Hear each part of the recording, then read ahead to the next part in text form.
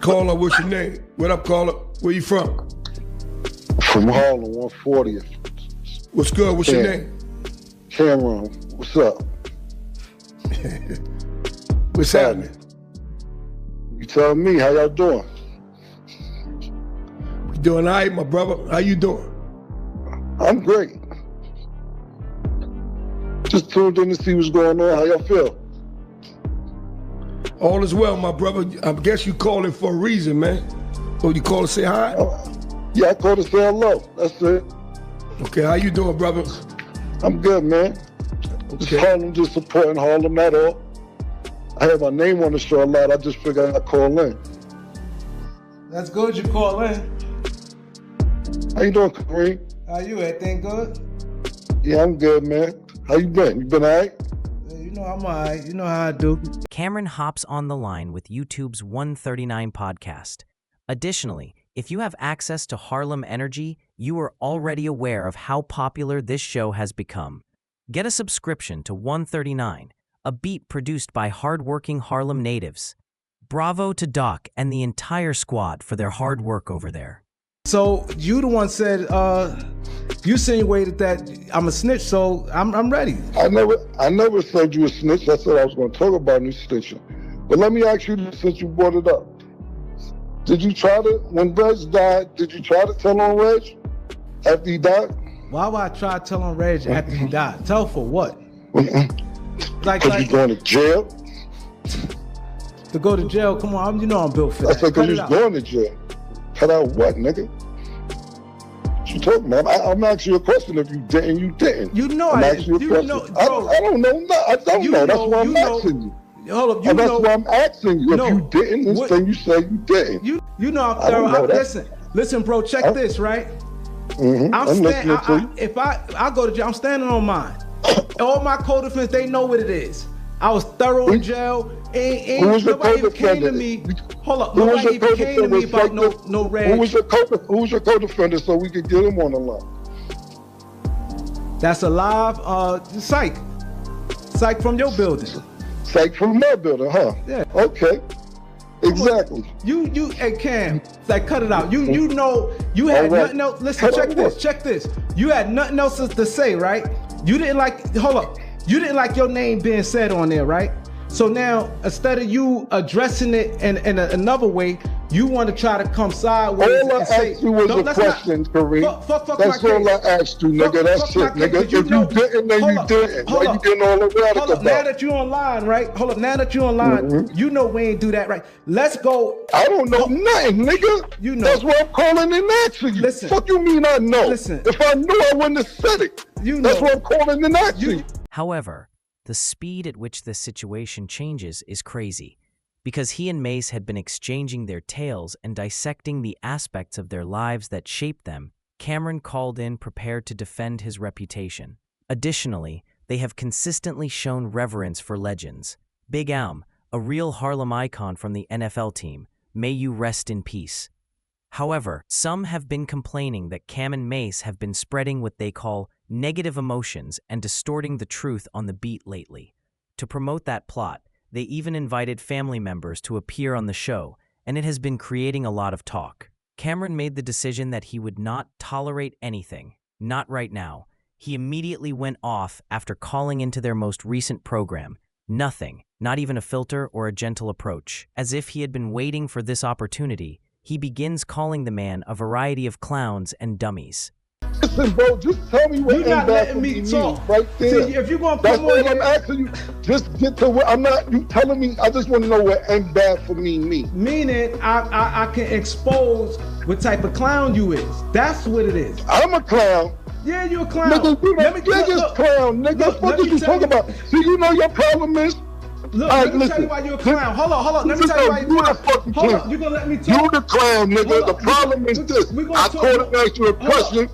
No, I'm not gonna hold up. I called and asked you a question. I'm gonna let you talk. About it. Stay online. Don't do no clown shit and hang up. I'm gonna let you talk. I'm not doing nothing, bro. I'm asking you a question, and that was that. You going so crazy about when niggas talk about L or Lee or whatever, like I ain't grew up over there. I never said nothing disrespectful about L. What happened with me and Lee happened with me and Lee. And you be going crazy to the point where now me and you got to seem like we got a problem. No, you know. This is where the entire situation blows up, so pay close attention. Observe the co-host's reaction the entire time Camron dials up. The man wearing the black hoodie appears to be unsure on how to respond. I am not intimately acquainted with him. He's obviously an uptown man, but I've never seen him before. An uptown cat who's been standing fast behind Big L's name, pushing back hard on what Cam and Mace have been saying lately. The entire platform has been heading in that direction. The person who has been talking the most is this man, Kareem. Like you, I don't know him. He's from the uptown Harlem circle, but I've never seen him, and he's been bringing up the matter constantly. And everything turns upside down when Cam calls in. Suddenly, it's a very different kind of moment, with voices rising and the vibe shifting. They even begin mentioning a man by the name of Reggie. People in Harlem are aware of the rumors around him and comments questioning, did he snitch? Was he going to reveal something? The streets have their own experiences of such circumstances. Therefore, I need to reach out to Harlem. I wouldn't have said it. You know. That's what I'm calling the Nazi. You just said it, cause listen. You what? What is you talking about? That's why I called and asked you. If I knew, I wouldn't have said it, nigga. Now, let's get what did you talking about? I know, like I know, nigga. Yo, what is you talking about, bro? Hey, yo, you and then you talking about when I say nigga's real name, what happened before it occurred? You compare yourself to 50 Cent? It's gonna end bad for you because you trying to lie on my name. It's gonna end bad for me. Hold up. What? Like, let's start right there. What does that mean? Before we go any further, what does end bad for me mean? Because you think you could expose me, I expose you, bro. Because you. I'm just asking you. I want to know exactly what does end bad for me mean. I'm clear. We ain't going. The discussion quickly spirals out of control. Without a doubt, these older Harlem guys have been making fun of Camron. Don't play with them. He begins criticizing Reggie, claiming that the man was being sneaky and betraying others. In essence, Cam is suggesting that this man attempted to harm some others before his death. If you're from Uptown, you are well aware of the long-standing rumors surrounding such circumstances. Cam is now claiming that this Reggie guy has been promoting the idea that Cam and Mace have been lying, labeling them as frauds, and attempting to discredit them. However, from Cam and Mace's point of view, they are simply being honest. Tales that have been told for years by everyone in Harlem. The rumors that Big L had his own version of events are not new at all. Cam doesn't stop. As he breaks down what he remembers, he becomes really disrespectful and begins calling this guy a variety of derogatory names. The call becomes really hectic at this point. As you can see, many Harlem residents disagree with what Cam and Mace said about Big L, particularly if they believe it presents him negatively.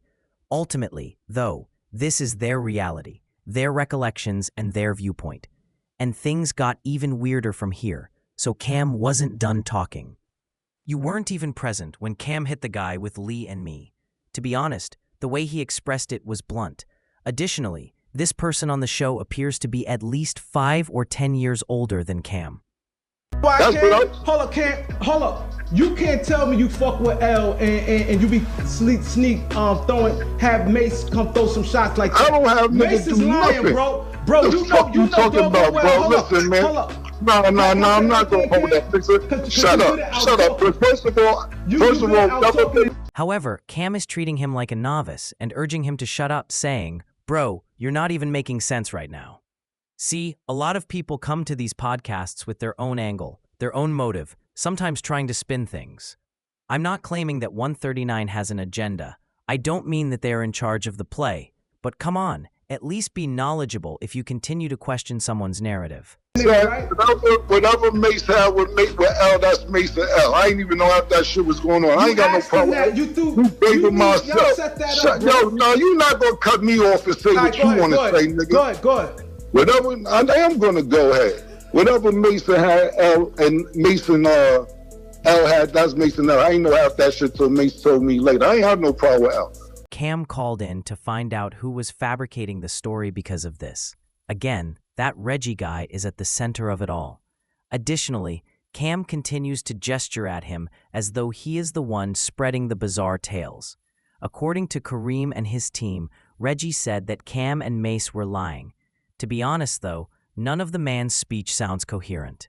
A foolish person. Stupid ass. No, it wasn't stupid. You don't know what you're talking about. The shit was downtown Manhattan. Stupid. You wasn't there, dumbass. The fuck you talking about, nigga? Mind your business on certain shit you don't know what the fuck you talking about. You talking Ask Avon, because Avon was there. We're not gonna talk strong, what you talking about, nigga? No, I'm not gonna listen because you don't know what you talking about. Talking about out at the park. You said you backed him out on the video. You said you backed him out on the video. You know you didn't do that. I never said I back. I never said I back. No. This guy is completely unknown to me. Tell me then, how credible he is. Who is he? From where did he originate? I don't know, but those in the uptown area might. Someone from Harlem should step in and provide an explanation because, at the moment, everything about this situation seems flimsy. Facts. Someone should remain out of the path if they don't understand what's actually going on, since they will appear crazy. Cam is spazzing out a lot, and I'm simply here reporting what's happening. This scenario is more complicated than it appears, so keep your mouth shut if you're not familiar with the specifics. Cam begins to dissect the situation. He claims that in the past, Big L's elder brother attempted to extort him. It's obvious that some of these older Harlem guys dislike hearing Cam tell the truth, even if the individuals involved experienced it firsthand. They do not want their reputations to be called into question or particular stories to be recalled. Cam even makes fun of the notion that he terrified Big L from the grave, demonstrating how absurd this whole story has become. So Avon was there. So Avon was lying there. So you ran Lee out the park. This was it. I never said that Lee was in the park. Now you making shit up. I said this was an old boy video shoot. He claims that the narratives being promoted don't even make sense. It's as if someone changed the details to make Cam appear incorrect. Watching it unfold is incredible. Cam and May seem to be talking about what they went through at the time, in my perspective. Additionally, several people, mostly older Harlem names, seem to be attempting to change the narrative, make it sound better, or cast someone else in a negative light. However, these two were present. They experienced it firsthand. Because of this, their account seems credible. I have no idea who this Reggie man is. However, the manner he speaks in these clips adds to the confusion. It's all over the place right now, so if anyone is aware of his true credibility, please jump in and explain. In the end, Cam calls in and just loses it on this guy, letting all of his anger out. At this point, the entire thing takes a turn for the worst. So that's that. You changed the doors around. Get fuck that part right there, right? We get up with You keep changing the part around, Doc. You don't know what you're talking I ain't taking about. no calls right now, so stop calling right now. You don't even know what you're talking about, bro. Listen, I wasn't there, but what I know. All right, then, so shut up. So just shut up from right there. You don't know. You wasn't there. You don't know. You know who was there? Avon was there. Avon was there. Y'all didn't ran him out no park. What park? Why do you keep bringing out a park, Doc? The video, my bad. The video. What are you talking about? You confused, man. The video. Y'all didn't run him out no video. You confused, man. Y'all didn't run him out no video shoot. Whatever that shit was. You just confused, bro. You very confused. In essence, Camron discharged everything at once, absolutely no hesitation. He got on that call, eager to have a direct conversation with this guy. And as soon as he opened his mouth, the energy was startled. The man he was talking to appeared to be older, from that Big L period for sure. The same age range, the same circle, and the same kind of Harlem history. Today, Big L would have been in his late 40s or early 50s. In contrast to these older Harlem icons, Cam is therefore in the younger lane. Additionally, Cam was exposing this man by speaking to him as if he were teaching him directly.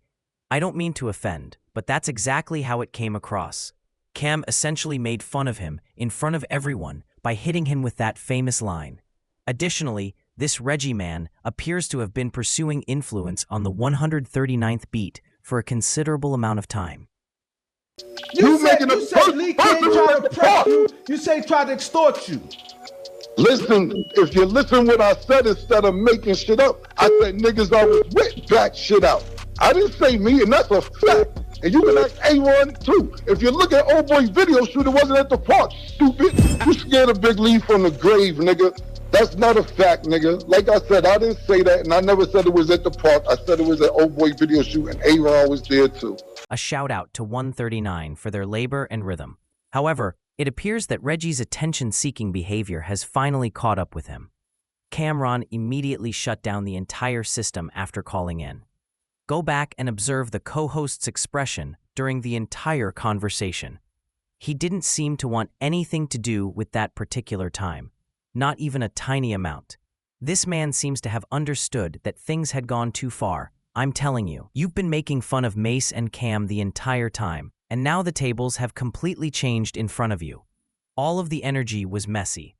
Tell me what you learned from this experience by tapping in, and be sure to hit the like button, run it up, and continue the discussion.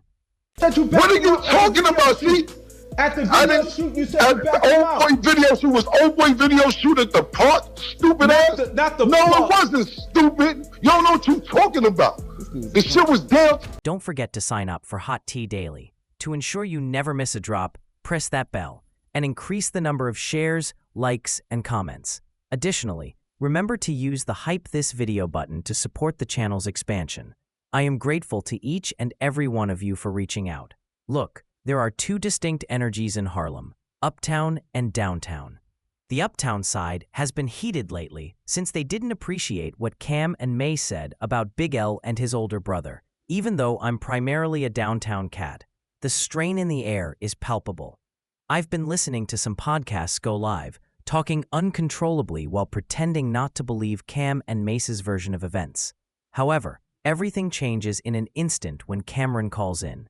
The tone of the room changes, and all of a sudden, no one wants to smoke. This is the history of Harlem, taking place in front of me.